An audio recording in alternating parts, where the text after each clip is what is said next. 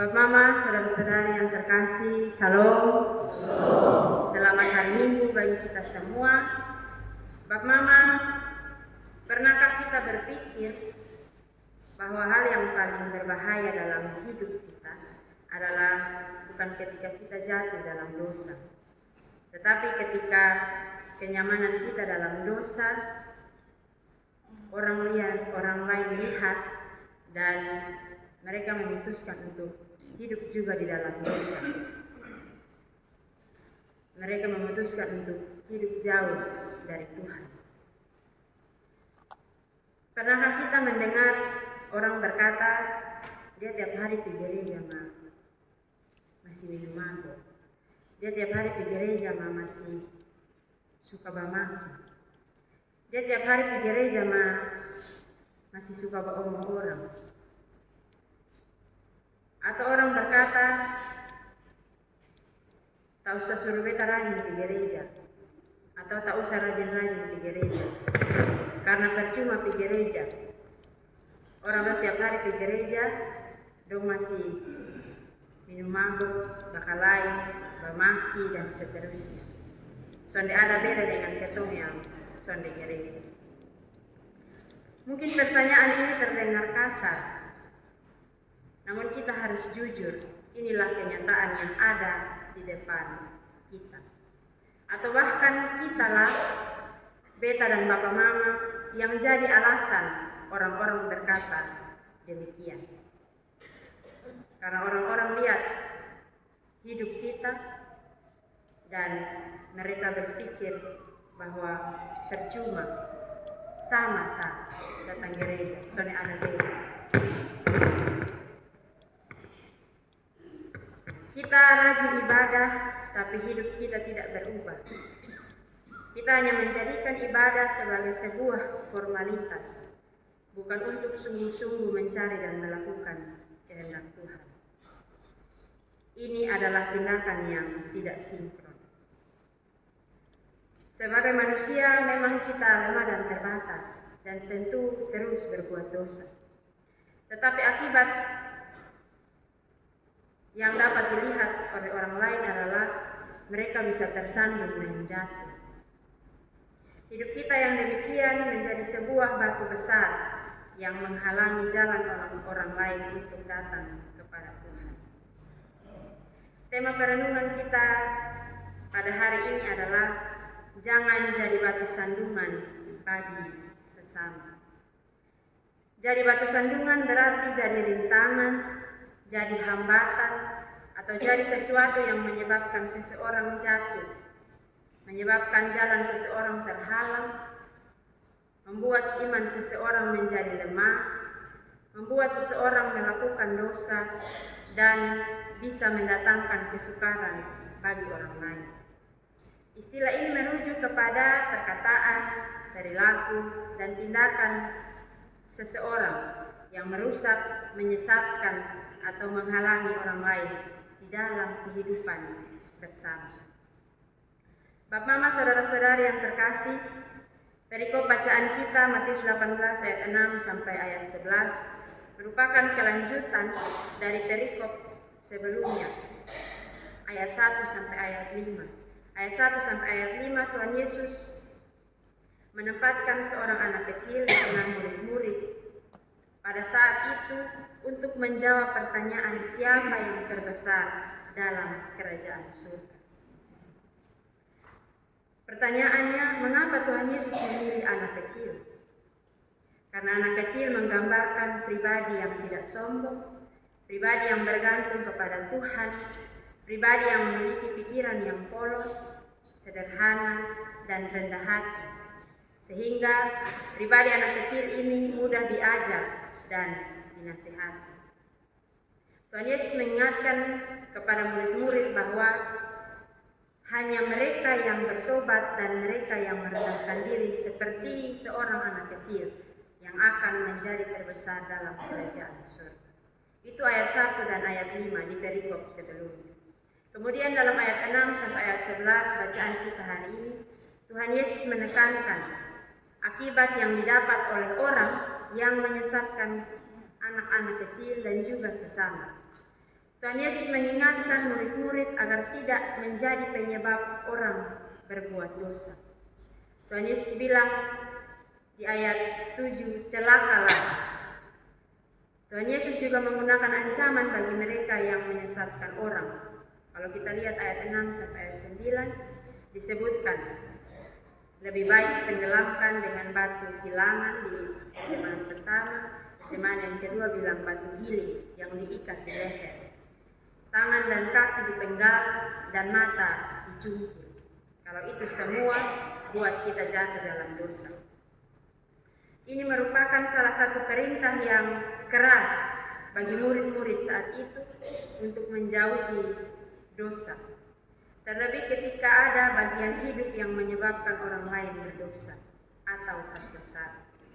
Tuhan Yesus berkata, hendaklah ia bertobat. Tuhan Yesus pun melarang murid-murid untuk memandang rendah orang-orang yang dianggap kecil atau lemah. Karena pada dasarnya semua manusia sama di mata Tuhan. Kita semua berharga di mata Tuhan. Tuhan Yesus menegaskan hal ini karena misi Tuhan Yesus yang bisa kita lihat sama-sama dalam ayatnya yang ke-11. Anak manusia datang untuk menyelamatkan yang hilang. Maka murid-murid pun harus menjalankan misi ini, bukan malah membuat orang hilang dan menjauh dari Tuhan. Bapak, Mama, saudara-saudari yang Tuhan Yesus kasihi, sebagai orang percaya, perintah ini juga ditujukan kepada kita, kepada beta dan juga Bapak, Mama, saudara-saudari di hari ini. Kita dipanggil untuk menjadi teladan, bukan untuk menjadi batu sandungan yang menyebabkan orang tersesat atau jatuh dalam dosa. Kita juga diingatkan untuk menjaga diri dan berhati-hati agar tidak tersandung dalam perjalanan hidup kita. Bapak, Mama bicara soal batu. Kemarin kita ketemu satu video yang di dalam video ini bilang begini. Kalau kita perhatikan batu di sungai, batu di kali, dia ada di sepanjang sungai, di sepanjang kali. Air sungai tidak pernah bertengkar dengan batu yang ada di tengah jalan atau menghalangi jalannya air. Dia tidak marah, apalagi berhenti. Dia terus mengalir. Dia hanya mencari jalan untuk dia bisa terus mengalir. Bahkan justru dia bisa ubah, air itu bisa ubah batu jadi bentuk yang lain. Batu kalau kena air terus-terus, pasti dia akan terkikis dan dia tidak jadi batu besar lagi. Dari kata-kata ini, Bapak, Mama, beta berpikir tentang sisi lain dari jangan jadi batu sandungan bagi orang lain. Jangan jadi batu sandungan bagi orang lain, bagi sesama. Di sisi yang lain, kita juga jangan fokus di batu yang halangi kita punya jalan. Tema perenungan jangan jadi batu sandungan bagi sesama, tapi satu hal yang juga penting adalah jangan fokus di batu yang halangi kita punya jalan. Bapak, Mama, coba kita andaikan kita ini air. Kita ini air tanpa kita menyudutkan batu, karena memang batu harus ada di situ. Kita akan selalu temui batu dan memang di sepanjang kali itu kita akan ketemu batu, sepanjang sungai itu akan ketemu batu. Kita tidak bisa paksa untuk batu harus awas dari jalan air supaya kita bisa mengalir. Yang bisa kita lakukan sebagai air adalah kita cari jalan untuk terus mengalir. Seperti hidup di dunia, kita pasti akan bertemu dengan tantangan, dengan cobaan. Akan ada batu yang menghalangi jalan kita. Kita andaikan batu itu sebagai cobaan dan tantangan yang akan selalu ada dalam jalan hidup kita. Kalau kita air dan cobaan, tantangan itu batu, akan ada banyak batu yang akan kita temui, akan ada banyak cobaan dan tantangan yang akan kita hadapi.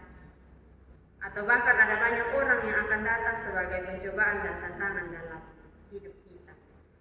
Tapi kalau kita jadi seperti air, kita fokus untuk tetap mengalir. Biar mau batu besar kemana, kita fokus kita punya jalan. Kita fokus untuk terus mengalir. Kita tidak ambil pusing dengan batu-batu yang ada, dengan cobaan dan tantangan yang ada. Kita fokus ke jalan kita. Kita fokus ke tujuan kita. Kita tidak akan tersandung batu. Tujuan dan fokus kita kemana? Ke Tuhan. Ke Tuhan Yesus.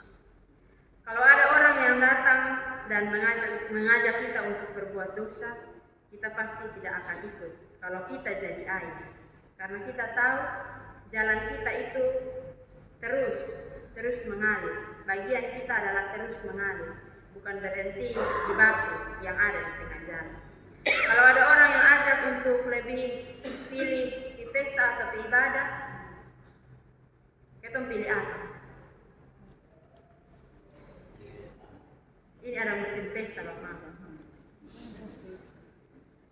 Di ibadah dulu baru di pesta. Ibadah harus di pesta. Pesta bisa sampai tengah malam, bisa sampai pagi. Ibadah dulu baru di pesta. Ibadah 1-2 jam, habis itu baru lanjut di pesta. Itu kalau kita jadi air. Kita jadi air, kita tahu bagian kita yang mana. Kalau ada orang yang ajak untuk berhenti melayani Tuhan, pasti kita tidak akan dengar ajakan itu kalau kita jadi air. Kenapa? Karena kita fokus kepada Tuhan. Kita tidak fokus kepada batu-batu, tantangan, cobaan yang ada. Seperti air, kita akan fokus pada jalan kita. Kita akan fokus pada bagian kita. Bagian kita adalah melakukan kehendak Tuhan. Sebagai manusia, kalau kita fokus ke jalan kita, pasti kalau ada batu di jalan, kita akan menghindar. Orang-orang kalau kita jalan di jalan yang berbatu, kecuali sampai dapat lihat batu, baru bisa tersandung. Tapi ada juga memang kaki yang mau naik ketemu itu batu kok jatuh, tersandung dan jatuh. Tetapi buat mama, saudara-saudari, untuk jadi seperti air, kita perlu jadi pribadi yang kuat. Kita perlu punya iman yang kuat, sehingga sekalipun ada batu besar di depan, kita bisa menghindar dan tidak tersandung. Hal yang penting yang perlu diingat buat mama, kita hanya bisa kontrol apa yang ada dalam diri kita. Kita hanya bisa kontrol apa yang ada dalam diri kita. Mata, kontrol mulut, kontrol pikiran, kontrol hati, kontrol iman, kontrol tindakan. Dan semua yang ada di luar diri kita tidak bisa kita kontrol. Termasuk orang-orang yang berencana mau jadi batu sandungan atau datang sebagai cobaan dan tantangan dalam hidup kita. Yang bisa kita kontrol adalah kita punya diri sendiri. Dong mau datang dengan cobaan dan tantangan yang sangat menggiurkan sekalipun, kalau kita tahu kita pun tujuan itu Tuhan, kita bisa atasi itu semua. Kita bisa hadapi itu semua. Oleh karena itu, Bapak Mama, saudara-saudari, penting untuk kita menjaga iman, menjaga hati, menjaga pikiran, menjaga diri kita sendiri dari hal-hal negatif yang bisa membawa kita kepada dosa. Mau batu sebesar apapun, kita akan tetap santai, kita akan tetap fokus, kita akan tetap jalan terus. Karena kita jalan dengan iman, kita tahu tujuan kita jalan dengan percaya bahwa kita jalan dengan Tuhan. Jadi kuncinya adalah kita punya iman yang teguh kepada Tuhan, kita fokus dan kita tahu apa yang harusnya kita buat di dalam kehidupan kita sesuai dengan kehendak Tuhan. Orang mau datang aja untuk buat dosa juga kita sudah tahu apa yang harus kita buat. Kita tahu mana yang harus kita lakukan sebagai orang percaya. Bapak Mama, saudara-saudari yang terkasih, dari dua bagian ini, jangan jadi batu sandungan bagi sesama dan juga jangan fokus pada batu-batu yang ada. Memang ada kalanya kita ini yang tersandung, tapi ada kalanya juga kita ini yang jadi batu. Kita juga akan jadi batu, kita juga akan tersandung. Oleh karena itu Tuhan memperingatkan agar setiap kita perlu waspada terhadap penyesatan, pencobaan, dan tantangan. Sekaligus kita menjaga diri kita sendiri agar tidak jadi penyesat, tidak jadi pencobaan, tidak jadi tantangan bagi orang-orang di sekeliling kita. Jangan hanya mau melihat dan menilai orang lain, tetapi terlebih dahulu kita juga melihat dan jujur menilai diri kita sendiri. Jangan membawa sesama untuk melakukan hal-hal yang tidak sesuai dengan firman Tuhan. Jangan kita mau minum mabuk, mari kita ketemu minum mabuk. Maka ketemu duduk sedikit. Ada satu botol, 2 botol, maka ketemu. Jangan mau minum mabuk kita ajak orang. Jangan mau judi kita sehingga orang ke rumah kita panggil di rumah. Jangan mau bagosip ketompi di orang ke rumah, orang ada kerja sehingga kau ambil, sehingga kau panggil, maka ketompi duduk bagosip sedikit. Jangan kita buat hal-hal yang tidak baik, ajak orang untuk buat hal yang tidak baik. Ajak itu kita pas mau kerja bakti, biasa di RT, satu RT kerja bakti, mari kita ajak di gereja kerja bakti, mari kita singgah ajak. Atau mau ibadah, ajak mau ibadah. Ada ibadah perempuan diemi, ada ibadah kaum bapa, ibadah lansia dan seterusnya, ibadah buat rumah tangga, kita ajak. Kalau hal-hal yang tidak baik kita bisa singgah ke ajak, kenapa hal-hal yang baik kita bisa singgah untuk ajak. Jadi bapak mama, saudara-saudari, jangan jadi batu sandungan bagi sesama. Jangan buat orang berhenti buat yang baik. Jangan menghalangi orang buat yang benar.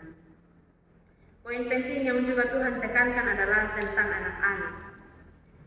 Bapak mama, saudara-saudari yang terkasih, dalam keluarga, anak-anak bisa jadi batu sandungan bagi orang tua. Orang tua juga bisa jadi batu sandungan bagi anak-anak. Suami bisa jadi batu sandungan bagi istri. Istri juga bisa jadi batu sandungan bagi suami. Kita bisa jadi batu sandungan bagi sesama, bagi teman kerja, bagi tetangga, bagi rekan sepelayanan, dan seterusnya. Kita bisa jadi batu sandungan bagi siapa saja yang ada dalam hidup kita. Kita pun juga bisa tersandung atau jatuh dalam dosa karena siapapun dalam hidup kita. Oleh karena itu kita selalu butuh pertolongan Tuhan untuk menjaga diri dari dua kemungkinan itu. Dari jadi batu sandungan dan dari jatuh di dalam dosa. Tetapi tentang anak-anak, beta mau bilang di sini Bapak Mama, saudara-saudari, itu adalah tanggung jawab orang tua, gereja, dan juga sekolah kalau dia ada dalam masa sekolah. Tetapi sejak lahir, kalau anak dari lahir sampai 4 tahun, dia ada di bawah orang tua. Kalau dia di bawah di sekolah minggu, dia juga ada di bawah tanggung jawab gereja. Bagaimana caranya ke depan bergantung pada orang dewasa yang ada di sekitarnya, terutama kedua orang tua, bapak dan mama. Kalau firman Tuhan bilang ajarkan dia Taurat Tuhan, maka bapak mama jangan hanya gak bisa kasih dia HP untuk nonton video, main game dan seterusnya. Bapak mama sebagai orang tua harus ajarkan dia firman Tuhan. Bawa dia ke sekolah minggu, ajar dia berdoa dan seterusnya. Jangan tercontoh dia hal-hal yang tidak baik di dalam rumah. Itu tanggung jawab orang tua untuk anak-anak. Kalau bapak mama tahu apa yang seharusnya bapak mama buat sebagai orang tua, tapi bapak mama tidak buat, itu sama dengan bapak mama menyesatkan anak-anak bapak mama sendiri. Gereja dan sekolah pun demikian. Gereja dan sekolah pun punya tanggung jawab. Jangan pikir karena anak-anak masih kecil, jadi kita anggap remeh anak-anak kecil. Mereka tidak tahu apa-apa. Kita yang lebih mengerti karena kita yang lebih dewasa, kita yang lebih mengerti dan seterusnya. Nah, karena kita adalah orang-orang dewasa yang mengerti, kita sebagai orang tua, sebagai bapak dan mama, sebagai gereja, sebagai sekolah, sebagai guru dan seterusnya. Jangan kita sesatkan anak-anak. Mereka adalah masa depan gereja dan juga generasi penerus bangsa yang perlu kita jaga dan kita arahkan sejak dini, mulai dari sekarang. Anak kecil dalam bacaan kita Tuhan Yesus pakai bukan hanya untuk melambangkan anak-anak yang secara fisik mereka kecil, tetapi juga mau menunjukkan kaum yang lemah dan kecil, yang seringkali dianggap remeh. Firman Tuhan selanjutnya bilang ada malaikat-malaikat mereka di surga. Apa yang dunia anggap kecil dan apa yang dunia anggap lemah tidak sama dengan pandangan Tuhan. Di mata Tuhan kita semua sama. Mau kita orang dewasa, anak-anak, atau bahkan orang miskin, orang kaya, perbedaan status sosial dan lain sebagainya, kita semua sama di mata Tuhan. Kita semua dikasihi Tuhan. Mari menjadi berkat melalui teladan hidup kita bagi sesama, bukan menjadi batu sandungan, sambil juga kita menjaga diri agar tidak tersandung. Tuhan memberkati kita dengan firman-Nya. Amin.